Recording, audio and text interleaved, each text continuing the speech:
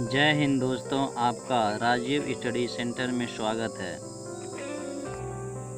Video को share and subscribe करें, bell icon के बटन को दबाएं। जय हिंद दोस्तों, मैं राजीव कुमार। आज हम लोग केमिस्ट्री के अंतर्गत पिछले वीडियो के आगे पढ़ने वाले हैं रासायनिक अभिक्रिया को। तो आप सबका राजीव स्टडी सेंटर में स्वागत है और आप लोग वीडियो को पूरा देखिए, वीडियो का पूरा आनंद लीजिए। ये बहुत ही आपके लिए फायदेमंद होगा। अगर नए व्यूअर हैं तो कृपया करके सब्सक्राइब कर लें, बेल आइकन के बटन को दबा लें, जिससे कि हमारा जो भी वीडियो अपलोड होगा आपके पास पहुंच जाएगा। तो आइए हम सब देखते हैं। केमिस्ट्री को लोग बहुत टफ समझते हैं। बहुत से स्टूडेंट जो होते हैं वो केमिस्ट्री से दूर भागते हैं। कारण वही है, उनका बेसिक तैयार नहीं होता है। अगर बेसिक तैयार आपका है तो कोई दिक्कत नहीं आती। केमिस्ट्री न समझ पाने का एक कारण और भी है कि जब हम अपने स्टैंडर्ड 9, 10 या उससे पहले क्लास में होते हैं तो हमें पढ़ाई में रुचि नहीं होती या अन्य कोई कारणवश हम बेसिक को नजरअंदाज कर देते हैं। और जब हम इंटरमीडिएट या उसके आगे बढ़ते हैं तो हमें ऊपर के कॉन्सेप्ट वहां पढ़ने को मिलते हैं और जो हमारा बेसिक कॉन्सेप्ट है उसको हम जानते ही नहीं है, तो वो समझ में कैसे आएगा, आप बताएं। तो आइए हम लोग बिल्कुल कॉन्सेप्ट बेसिक से शुरू करते हैं।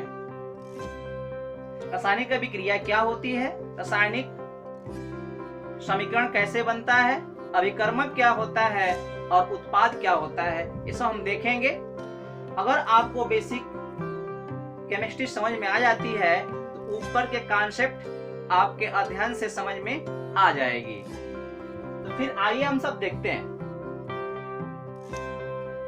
जैसा कि पिछले वीडियो में हमने कुछ केमिस्ट्री के बेसिक को पढ़ा था, अगर आप नहीं देखे हैं तो बेशक जाइए और हमारे प्लेलिस्ट से उन पिछले वीडियो को क्रम से देख सकते हैं।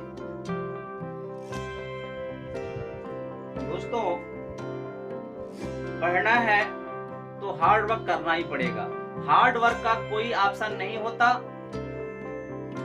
इसलिए आपको मेहनत करना है अगर सफल होना है तो हम केवल आपको गाइडेंस दे सकते हैं, जो मुझे आता है उसे बता सकते हैं, सही कॉन्सेप्ट दे सकते हैं। मेहनत आपको करना है। नोट बना लीजिए, नोट को आवश्यकता के अनुसार अध्ययन करते रहिए। जो प्रश्न बन सकते हैं उन प्रश्नों को लगाते रहिए। केमिस्ट्री बहुत इंपॉर्टेंट है क्योंकि आजकल केमिस्ट्री जीएस के अंतर्गत भी आ रही है, जनरल साइंस। और कोई भी ऐसा एग्जाम वनडे नहीं है इसमें जीएस ना आती हो।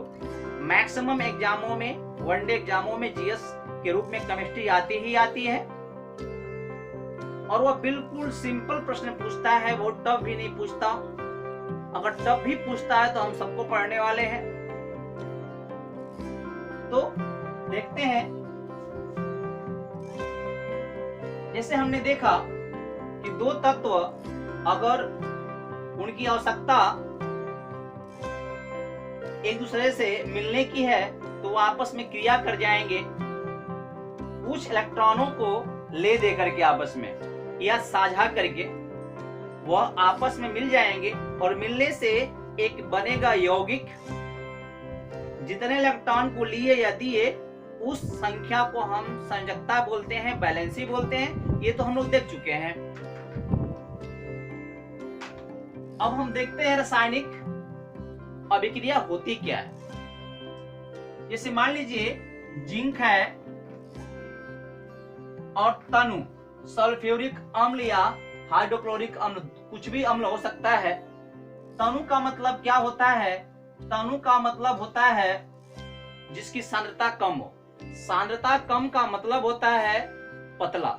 पतला का मतलब यह है कि जो सल्फ्यूरिक अम्ल है उसकी मात्रा कम है और पानी की मात्रा या लिक्विड की मात्रा ज्यादा हो। मतलब जो हम लिक्विड प्रयोग कर रहे हैं सल्फ्यूरिक अम्ल का, उसमें सल्फ्यूरिक अम्ल की मात्रा कम हो और बाकी लिक्विड यानी जल जो है जल के अलावा जो भी लिक्विड है वो ज्यादा हो, उसे हम तनु बोलते हैं। और कहीं कांस्टेंट भी लिखा रहता है, तो कांस्टेंट मतलब होता है सांद्र, सांद्र मतलब होता है गाढ़ा। तो मेरी बात समझ में आपको आ गई होगी। अगर बात समझ में आ गई है तो आइए देखते हैं। जिंक को हम लेंगे, जो धातु है चूर्ण के रूप में रहेगा, एक और सल्फ्यूरिक अम्ल को हम लेंगे जो तनु है जिसकी मात्रा कम रहेगी। दोनों को आपस में मिलाएंगे और उसे हीट कर देंगे। और जब हीट करेंगे तो इनके बीच कुछ क्रियाएं होती दिखेंगी फ्लास्क के अंदर, जिसमें हम क्रिया करा रहे हैं।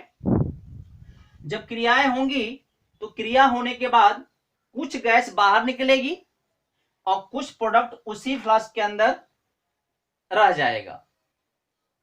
तो दोस्तों जो बना, जो फ्लास्क के अंदर रह गया, वो है जिंक सल्फेट, और जो गैस बन के उड़ा वो है हाइड्रोजन। तो आपको यहां से क्या ज्ञान मिला? यहां से आपको ज्ञान मिला, वो ज्ञान ये मिला कि जिंक और तनु सल्फ्यूरिक अम्ल आपस में क्रिया करे, एक नया पदार्थ बना, जिंक सल्फेट और हाइड्रोजन गैस। तो जिन जिन दो तत्वों या दो यौगिकों को हम आपस में क्रिया कराते हैं उन्हें हम लोग अभिकारक बोलते हैं, उन्हें हम लोग अभिकारक बोलते हैं। और जो बनकर तैयार होता है क्रिया होने के पश्चात उन्हें हम लोग उत्पाद बोलते हैं, उत्पाद या प्रोडक्ट बोलते हैं। तो मेरा बात समझ में आपको आ गया। ऐसे ही तो जो ये अभिकारक, अभिकर्मक या अभिकारक जो भी था, यह क्रिया करे आपस में किसी निश्चित कंडीशन के साथ, गर्म करने पर तो कुछ नए पदार्थ बने। तो कुछ तत्व या यौगिक मिलकर के क्रिया करते हैं और फिर कुछ प्रोडक्ट बनता है।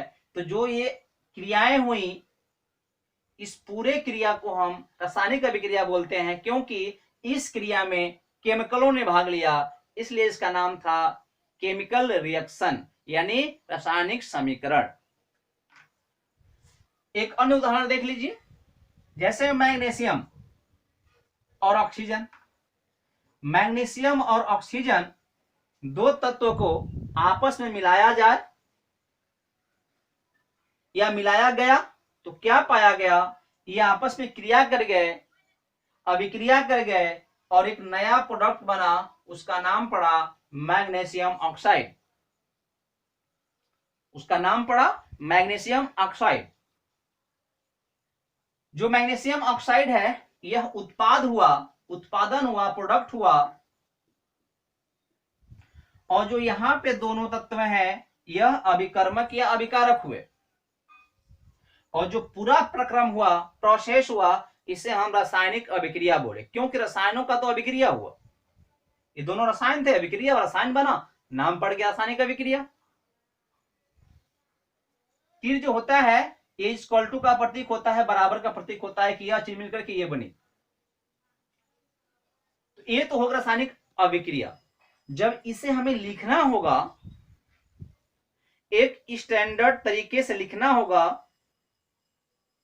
और लिखकर जब इसको हम रिप्रेजेंट करेंगे तो उस लिखने के ढंग को, लिखने के मेथड को ही हम क्या बोलते हैं? रासायनिक समीकरण बोलते हैं।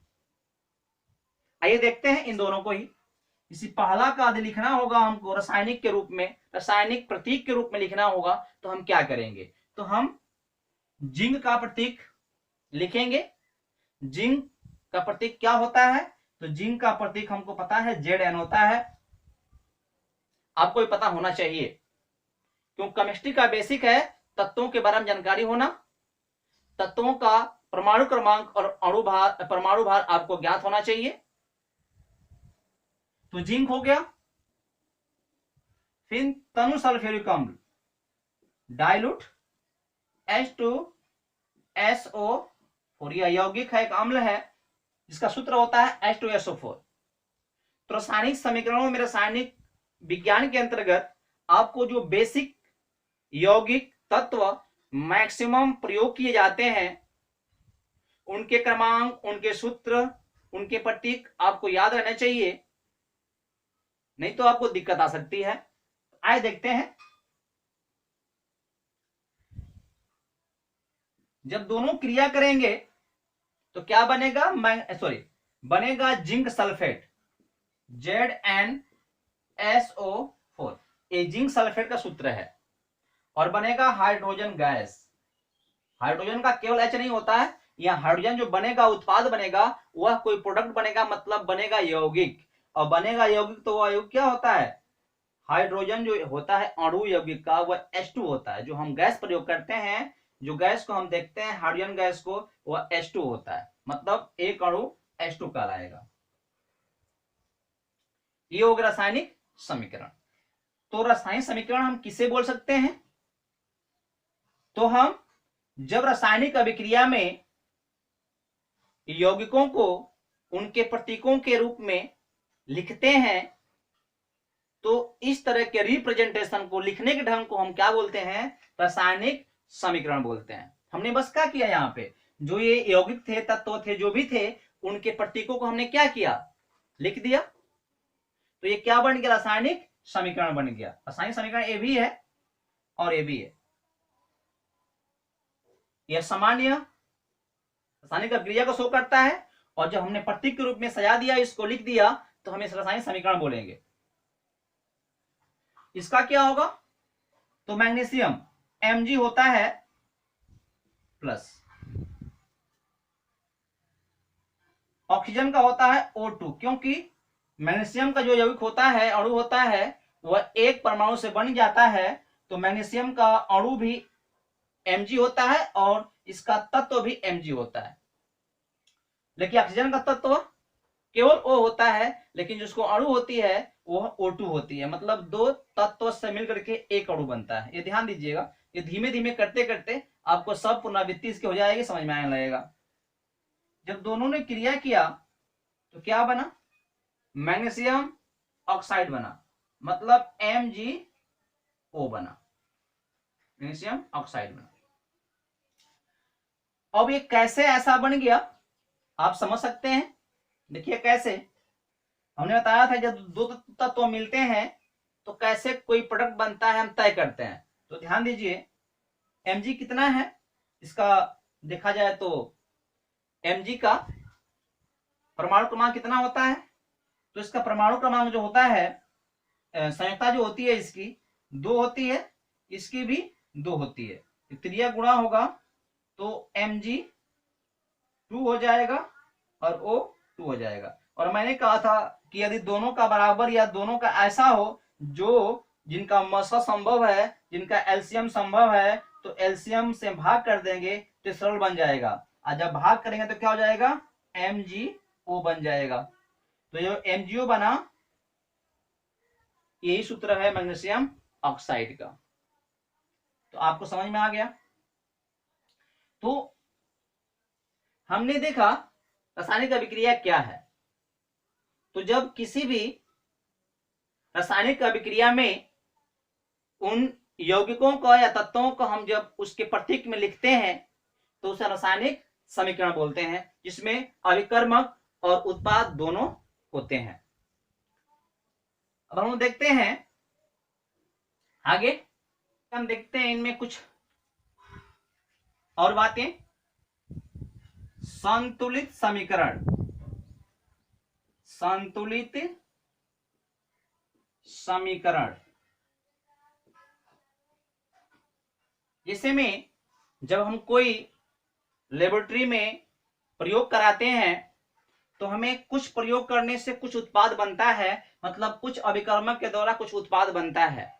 तो हमने वहां पर बस इतना ही देखा, वहां पे हमने इतना ही सीखा कि मैग्नीशियम है, ऑक्सीजन है, जब दोनों को हमने मिलाया था तो क्या बन गया, मैग्नीशियम ऑक्साइड बन गया। हमें तो यही चलेगा पता ना। लेकिन प्रॉब्लम्स कहाँ आएगी, प्रॉब्लम्स यहाँ पे आएगी कि जो अभिकर्मक ने क्रिया करा और जिससे उत्पाद बना, क्या यह संतुलित है? मतलब कहने का हमारा यह है कि जितने तत्व, जितने परमाणु किसी तत्व के अभिकर्मक में शामिल हैं, उतने ही उत्पाद में होने चाहिए, क्योंकि अभिक्रिया के दौरान कोई परमाणु नष्ट नहीं होता। जितने परमाणु इधर हैं उतने परमाणु इधर भी होना चाहिए। जब हम आगे पढ़ेंगे तो वहां पढ़ेंगे द्रव्यमान संरक्षण का नियम, तो हमें मालूम चल जाएगा कि जो इधर थे परमाणु उतने ही परमाणु इधर भी होने चाहिए, कम न बेसी। तो अधिक नहीं है तो हमें संतुलन करना पड़ता है। तो आइए हम देखते हैं। जैसे मान लीजिए यहां पे क्या है, यहां पे 1 Mg है, उत्पाद में भी 1 मैग्नीशियम है, ये संतुलित दिख रहा है। लेकिन ऑक्सीजन 2 है और यहां ऑक्सीजन 1 है, गड़बड़ है। तो फिर हम क्या करेंगे, यहां भी 2 होना चाहिए, संतुलित नहीं है। तो अपने मन से हम केवल ये पूरा मैग्नीशियम ऑक्साइड का अणु कहलाएगा। अब यहाँ पे जैसे यहाँ पे है तो ये परमाणु शो कर रहा है। यहाँ अगर किस तत्व के यहाँ लिखा रहता है कुछ, तो क्या दिखाता है, वह तत्व की परमाणुओं की संख्या दिखाता है। लेकिन जो यहाँ लिखा रहता है वह जो यौगिक है पूरे की अणु को दिखाता है। यहाँ कब अणु है, यहाँ एक ही अणु है, ठीक है, किसका, मैग्नीशियम ऑक्साइड का। जब एक ही अणु है और एक अणु में 1 मैग्नीशियम और 1 ऑक्सीजन है, संतुलित नहीं है, तो हमें करना पड़ेगा। तो यदि यहाँ पे हम 2 कर देते हैं तो क्या हो गया, 2 मैग्नीशियम हो गया और 2 ऑक्सीजन हो गया। जब अणु के पीछे कोई अंक होता है तो इसका मतलब होता है कि इसका गुणा इसमें भी होगा, इसका गुणा यहां पर भी होगा। मतलब 2 मैग्नीशियम और 2 ऑक्सीजन। अगर यहाँ पे 2 होता तो 2 दूना के 4 हो जाता ऑक्सीजन, ठीक है। तो आए देखते हैं, ऐसा हो जाएगा। तो क्या अभी भी हुआ संतुलित? नहीं हुआ। संतुलन करने की विधियां होती हैं, विधियां आगे पढ़ेंगे। यहां बस हम समझाने का प्रयास कर रहे हैं कि संतुलन क्यों जरूरी है। इसलिए जरूरी है जितने तत्व इधर हैं उतने ही तत्व उधर भी होने चाहिए, परमाणु संख्या उतना ही होना चाहिए। तो हम यदि संतुलित नहीं हुआ, ऑक्सीजन 2 हो गए, Mg भी 2 हो गया, जबकि यहाँ पे 1 ही है। अगर यहाँ पे हम 2 Mg लिख दें तो अब हो गया संतुलित। 2 Mg इधर है, 2 मतलब इसका ये हुआ कि 2 मैग्नीशियम के अणु लिया, 1 ऑक्सीजन के अणु लिया, यहाँ पे 1 है, और क्रिया कराया तो 2 मैग्नीशियम ऑक्साइड के अणु तैयार हुआ। इसका मतलब ये है अब संतुलित है। 2 परमाणु इधर है तो 2 परमाणु इधर भी है मैग्नीशियम के। 2 परमाणु ऑक्सीजन के यहां पर भी है तो यहां भी 2 परमाणु है, क्योंकि यहाँ पे 1 है और 2 इधर है, 2 एकम 2 हो जाएगा। ऐसे यहां देख लीजिए, जिंक 1 है, ठीक है, H2SO4, 1 सल्फर है, 4 ऑक्सीजन है, यहां पर भी सही है, H2 ये भी सही। ये ऑलरेडी क्या है, संतुलित अवस्था में है, इसमें कुछ भी घटाना जोड़ना नहीं है। तो रासायनिक अभिक्रिया में यह चलता है पता कि यह तत्व या यह यौगिक इसके साथ क्रिया करके यह बना दी। लेकिन जब रासायनिक समीकरण के रूप में लिखते हैं, प्रतीक के रूप में लिखते हैं, तो हमें संतुलन करना भी पड़ता है कि इस यौगिक के कितने अणु और सेकेंड यौगिक के कितने अणु, जब क्रिया करेंगे तो कितने अणु बनेंगे। जब ये पूरा लिखा जाएगा सही ढंग से तो हम कहेंगे समीकरण क्या है, संतुलित समीकरण है। तो ये हमने आज पढ़ा। अगले टर्म में इसी में आगे हम पढ़ेंगे और सब रोचक बातें। तो आप बने रहिए, वीडियो को पूरा देखें, सब्सक्राइब करें, शेयर करें दोस्तों। फिर अगले वीडियो मिलते हैं। जय हिंद।